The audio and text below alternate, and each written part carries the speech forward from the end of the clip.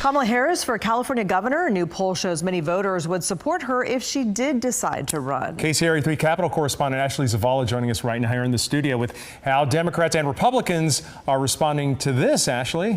Golston and Lisa, to be clear, Vice President Kamala Harris has not indicated she would even want to run for governor and has not yet said what her plans are moving forward. Her campaign has not weighed in on this poll either. But this new Berkeley Institute of Governmental Studies poll shows she would have an advantage if she jumped into the 2026 race. That poll shows 46% of voters are either very likely or somewhat likely to support her versus the 42% who say they likely would not. 12% are undecided. Now, there is a wide field of people that are either already running or considering a run for California governor, and voters were asked separately from the Harris question who on this list they would pick. So the poll shows 13% of voters would go with Democratic Representative Katie Porter, 12% for Republican Riverside Sheriff Chad Bianco, 11% for State Senator Brian Dahle, and 7% each for Lieutenant Governor Eleni Kounalakis, former LA Mayor Antonio Villaraigosa, and Javier Becerra.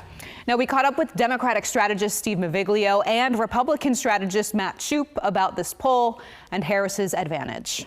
I mean, the poll was taken while she was still running for president. So, Democrats were in euphoria about Kamala Harris then.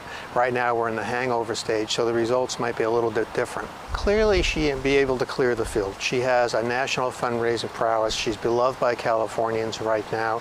She knows how to run a campaign. She knows how to run against a Republican Trump campaign, which is what 2026 is going to be all about.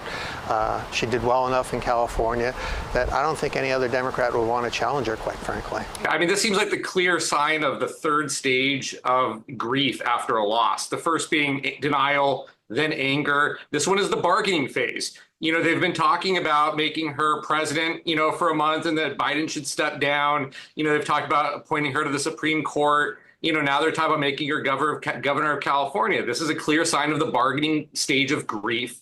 What the Democratic Party needs to do is stop handing out participation trophies. I think the Democratic Party needs to move on. I say that as a political consultant. As a Republican, I would be thrilled if she were to run for governor of California, because I think that she would lose and usher in, a Republican governor for the first time in over a decade.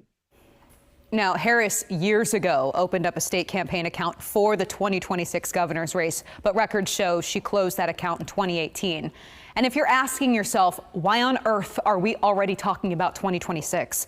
Experts we talked to say California is poll obsessed and acknowledged all of the numbers and names here can change at any point between now and the election.